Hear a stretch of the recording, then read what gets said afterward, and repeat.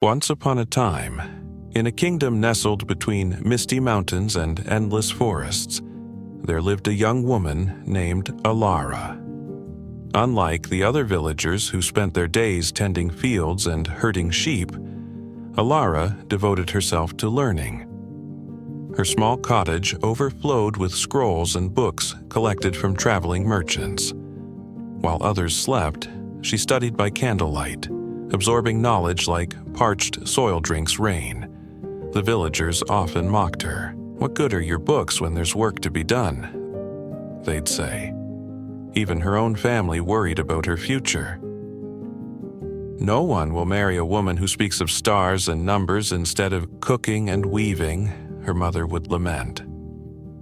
But Alara paid little attention to their concerns, believing that understanding the world was its own reward. In this same kingdom ruled King Aldri, a man known more for his temper than his wisdom. The king had a peculiar tradition. Once every year, he would set a challenge for his subjects. Those who succeeded would receive gold and royal favor. Those who failed faced banishment or worse. These challenges were notoriously impossible, designed not to find talent, but to entertain the king with the spectacle of failure. As the annual challenge approached, rumors spread through the village. "The king demands someone who can predict tomorrow," whispered an old merchant. "He wants a fortune teller who can see the future with perfect clarity." The villagers trembled at this news. No one possessed such magic, and failure meant punishment. Some planned to hide, others prepared to flee the kingdom entirely.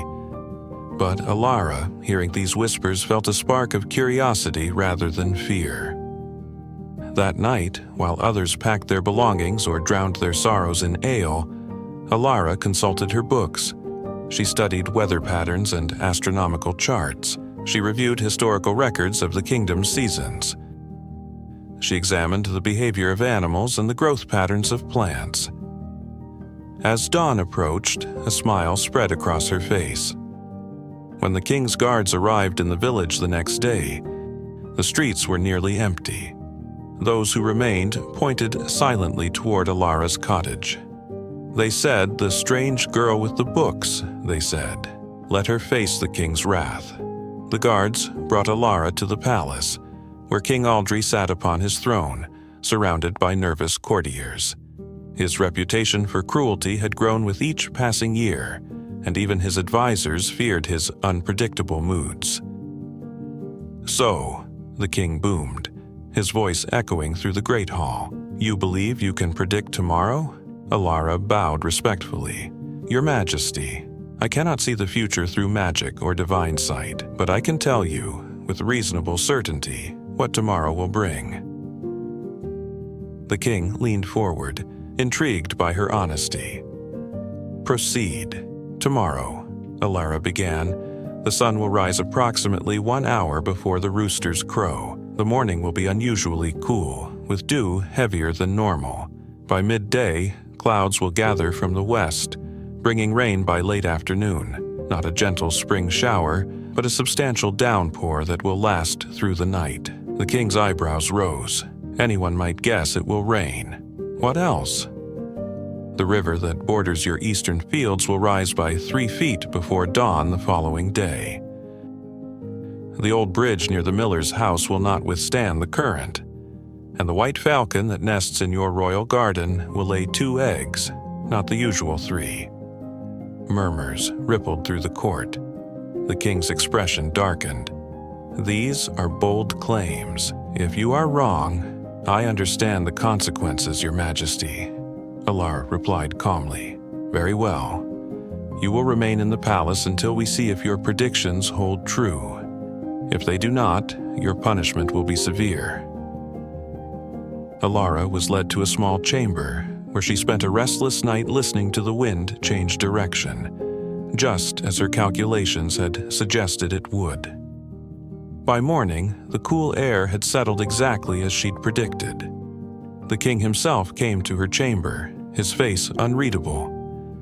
"Come," he commanded. Together they walked to the royal garden, where indeed the white falcon had laid 2 eggs in her nest.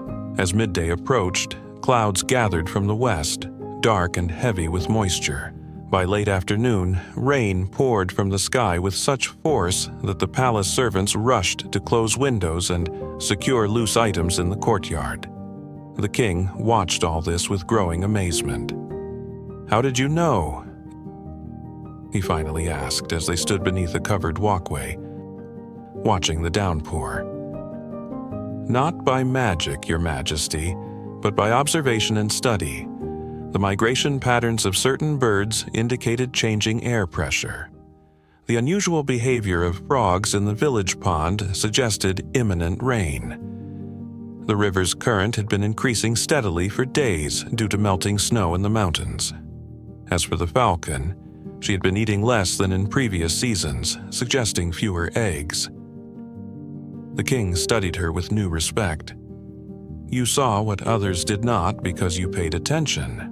Yes, Your Majesty, the world speaks to us constantly, but few take the time to listen."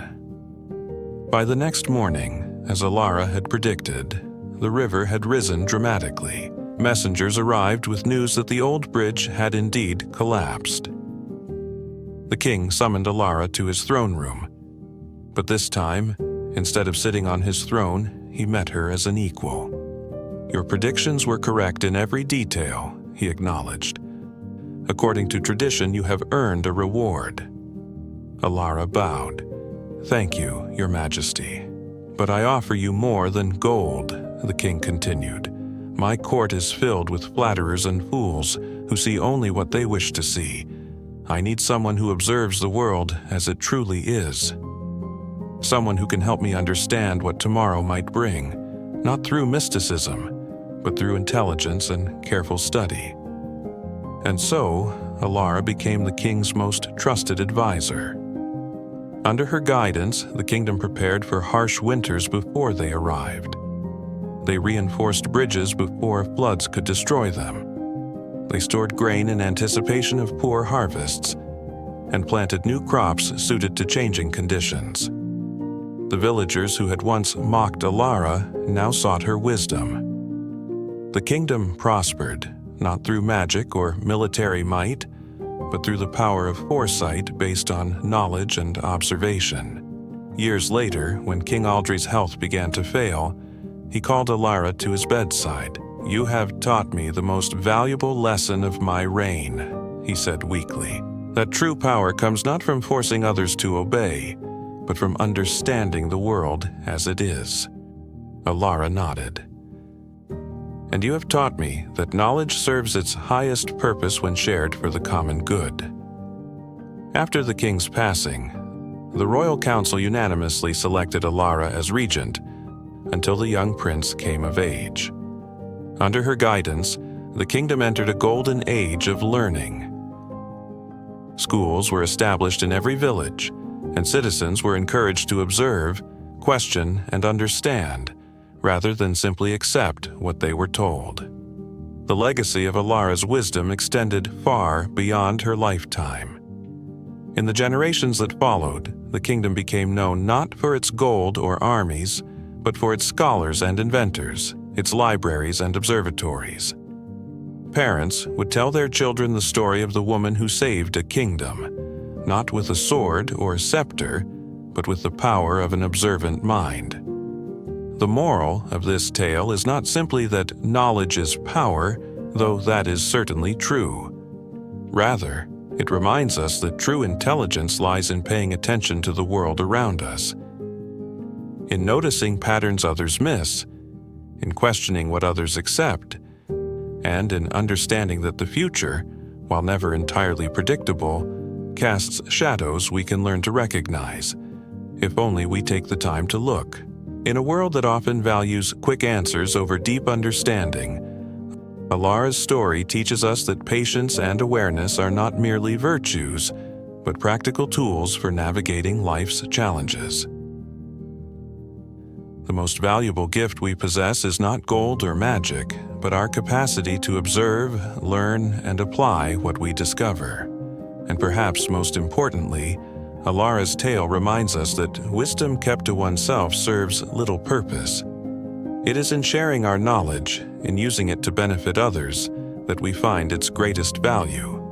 For intelligence without compassion is cold, and awareness without action is empty. So, as you go about your day, remember to look beyond the obvious, to question what others take for granted, and to share what you learn with those around you.